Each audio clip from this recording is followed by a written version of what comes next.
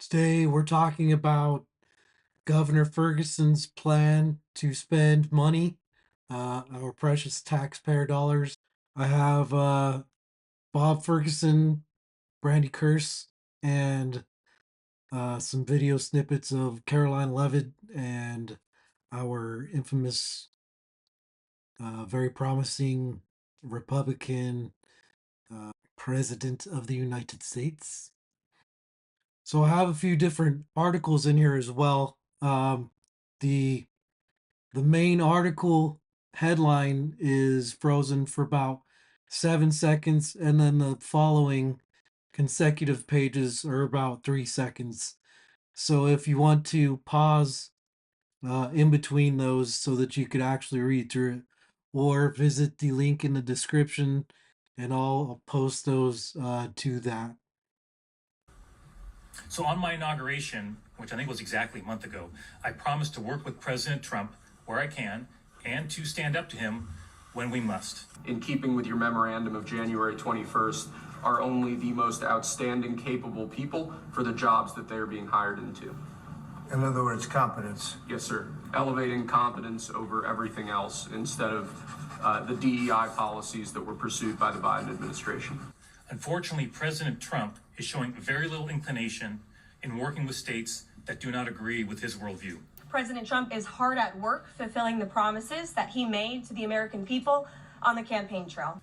The core message that I have for Washingtonians is that we are dealing with the chaos that is coming down from Washington, D.C. More than 300 executive actions, secured nearly $1 trillion in U.S. investments, deported illegal alien rapists, gang members, and suspected terrorists from our homeland, and restored common sense to the federal government. Importantly, we're going to move forward on the issues that unite us as a state.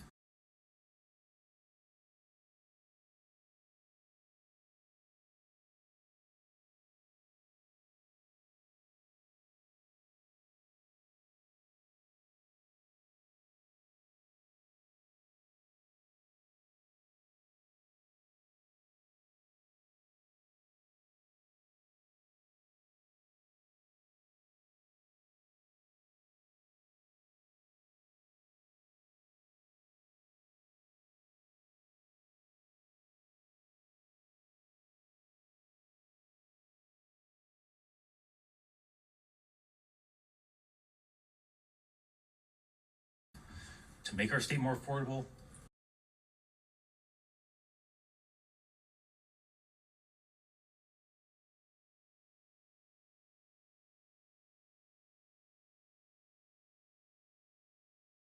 more safe, opportunities available for all Washingtonians. We're moving forward on that. First, I'm going to start with a brief update on where we are with the Trump administration's attempts to freeze federal funding. And I want to make that very clear to any Americans who are watching at home who may be a little bit confused about some of the media reporting. This administration, if you are receiving individual assistance from the federal government, you will still continue to receive that. However, it is the responsibility of this president and this administration to be good stewards of taxpayer dollars. That is something that President Trump campaigned on. That's why he has launched DOGE, the Department of Government Efficiency, who is working alongside OMB. And that's why OMB sent out this memo last night, because the president signed an executive order directing OMB to do just this.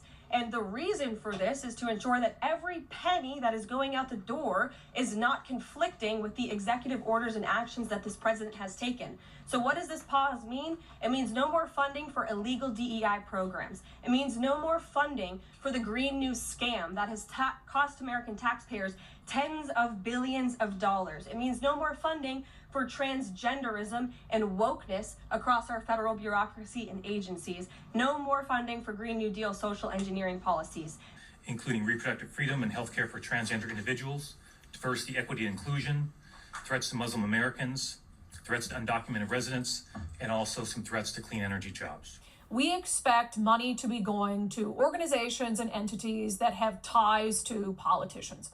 And that's what you see here, again, from DOGE Washington. So there's millions and millions of dollars that are being sent out to organizations of all sorts that have some sort of tie to current elected officials, either Like Senator Manka Dhingra had been on the boards of some of these organizations, or is a current partner in the case of Noel Frame for an organization getting $2.4 million.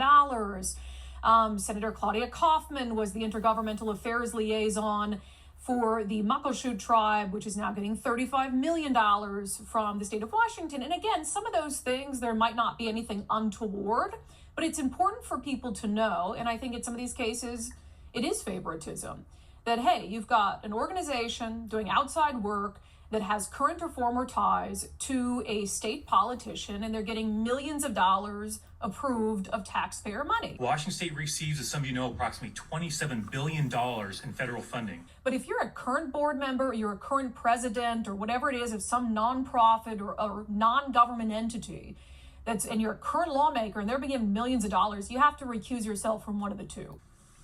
As you also know, a significant amount of funding was frozen or threatened to be frozen in the last 3 weeks, including the Department of Transportation's hydrogen stations, DNR wildlife preparations, and NIH funding to research institutions. Then we get into, before we get to the dirty dirt, then you get into the stuff that's clearly politically motivated spending and that are just political gifts.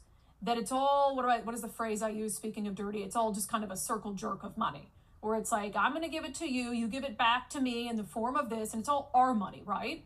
So for instance, one of the biggest offenses I've seen in what DOGE Washington has dug up is $8.6 million to the Washington Education Association, the most powerful union in the state of Washington, the union representing teachers. They don't need any taxpayer money, first of all. They have dues from all the teachers that they can use, $8.6 million. So why is this so troublesome, besides the fact that why are we giving a union $8.6 million in taxpayer funds when they should be operating off of the dues paid by teachers who are part of the union?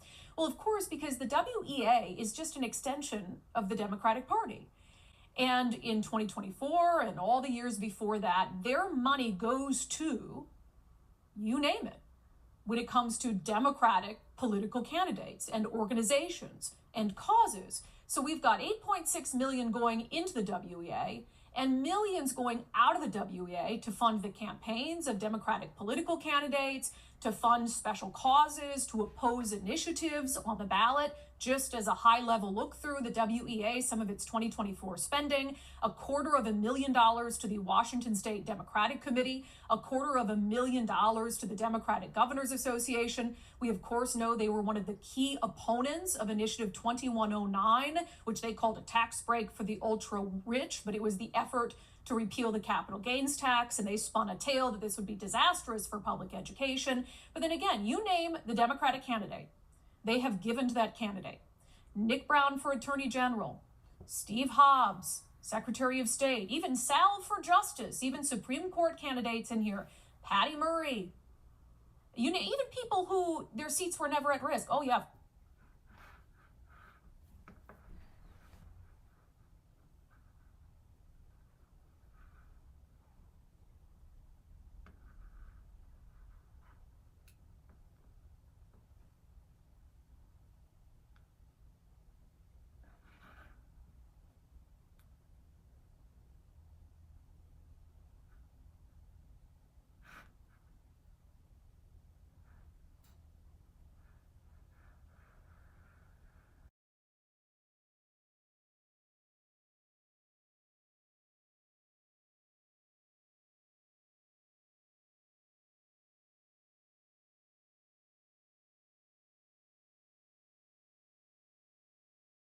You've got $8.6 million of your money being funneled to the WEA, approved by politicians who the WEA turns around and supports financially.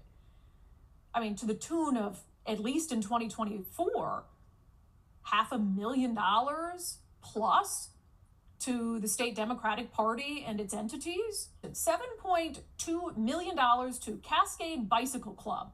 Well, you might think, well, Brandi, we love our bikes here. Well, here's why not. Cascade Bicycle Group is a political entity. And that is really a bulk of what they do, is advocate for things that they agree with politically or against things that they don't agree with. For instance, they were big backers of the No on Initiative 2117 campaign. So the Seattle Times recently did an article about a Washington bike safety program that was spread statewide. It says the program, called Let's Go, is run by Cascade Bicycle Club, the nonprofit organization known for hosting the annual Seattle to Portland ride. It teaches students how to ride a bike and also reviews road bike safety, pedestrian safety, and how to navigate mass transit. The Seattle Times goes on to write, it is funded through the Climate Commitment Act.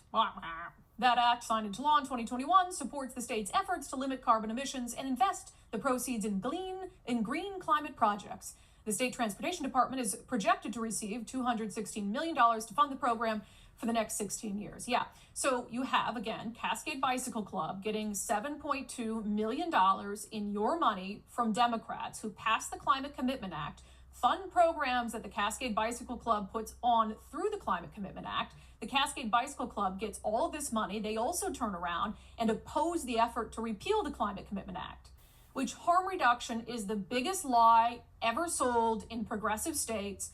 It's the idea that we're going to give you all the tools that you need to inject deadly drugs into your body and kill yourself. And then we're going to wrap it up in a pretty package with a nice bow, and we're going to call it harm reduction. Yeah, their mission, the People's Harm Reduction Alliance, operates under the harm reduction philosophy and works to prevent the spread of infectious disease, stop overdose, and help our participants stay healthy. Interesting. How are you helping someone stay healthy? By giving them a needle they're going to use to inject a drug into their bodies that can kill them, and often does. I get it that the idea that all this started with the needle exchange programs.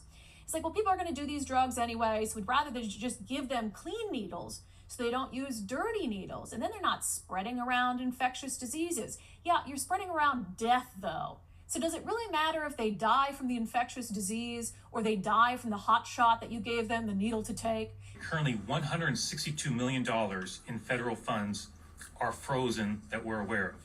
Most of that is in the Department of Commerce, $156 million from the Solar for All program and $3 million under the Climate Pollution Reduction Planning Grant.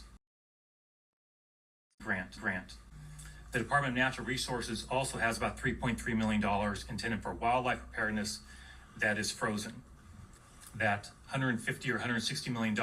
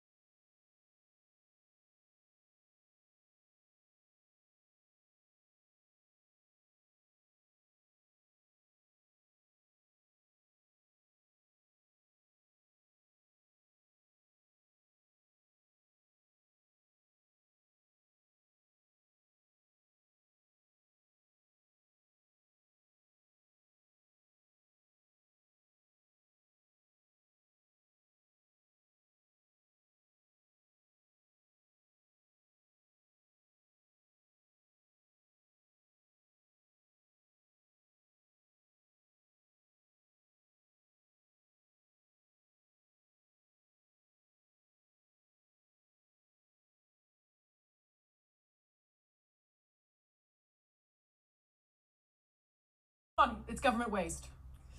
It's not funny, it's government waste. $2,000 going to an entity that helps host group masturbation sessions. So I would ask you kindly, in the interest of news, First Amendment, not to deplatform us, okay? So, again, children out of the room for this next segment. It will not surprise you in a state like Washington how much of your money is spent on nonsense, DEI, basically groups that push racism and hate white people and extreme gender ideology. The DOGE Washington volunteers pulled out just a few of them.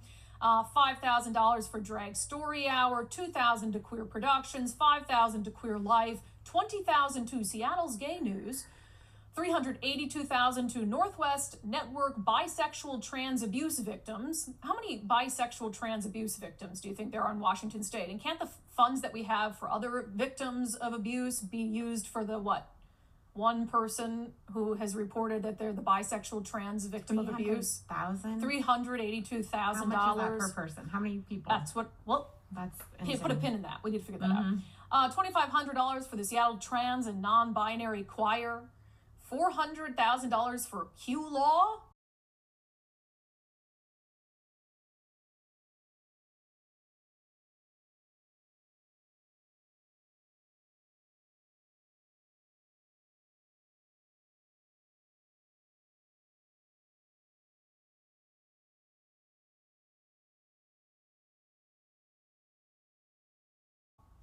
and $2,000 for this little one right here. Pan Eros. $2,000 for Pan Eros. Okay. Well, that's not a lot of money. It's helping some group with gay rights or something. $2,000. I mean, maybe hand out some condoms at Seattle Pride, you know? I don't know. So let's look into Pan Eros, shall we? And again, all the credit in the world to the WA DOGE volunteers for digging all this stuff up. We are just the communicators of this information, although we've had to go in and fact check and verify. Pan Eros Foundation. About us. Pan Eros Foundation celebrates and cultivates consent and sexuality through the arts and education for all. Okay. Inspiring a better world by promoting respectful interaction through consent education to cultivate sexuality as a healthy, integral part of being human. We support people through art and education by creating space for finding and expressing their whole selves, celebrating the full spectrum of sexuality across race, ethnicity, nationality, gender, orientation, identity, ability, class, and religion. Okay. Rain City Jacks event happened on February 4th, 7 p.m. to 9:30 p.m. Gotcha. At the Gallery Irato. Rain City Jacks is a traditional jack-off club, following in the footsteps of the venerable New York Jacks, LA Fraternity, and SF Jacks. Rain City Jacks hosts regular private events for its members to share masturbation and mutual touch in an open group setting. Membership is available to adult men who desire and value what we have to offer, respect the Jacks culture of mutual respect and consent, and adhere to the code of conduct. Okay, let's hear more about this whole concept from the founder of the Rain City Jacks, Paul Rosenberg, who also literally wrote the book on JO clubs. I love a lot of play around masturbation that's come. So I'd say my main squeeze is being in the same room with that. I found out that, oh my God, this is something that really satisfies me deeply. Well, to say the least, Washingtonians and the Democrats are fucking nuts. This is where your hard-earned taxpayer dollars go to, and this is how they get spent. And what do we have to show for it? We have teachers that are struggling with pay, that aren't getting properly paid, that are being outperformed by circle jerks. This is ridiculous. Governor Ferguson needs to forget about his pay raise this year and next year and for the next 5 years. And he needs to reinvest this money that's getting frozen by Doge. The OMB isn't here to dole out cash for your sex clubs there, buddy. Your kickbacks aren't coming back to you anymore either. So get with the program and accept the leader of the free world and what it is that means more to him and us, the majority. Help your local people, Democrats, instead of prioritizing what you want.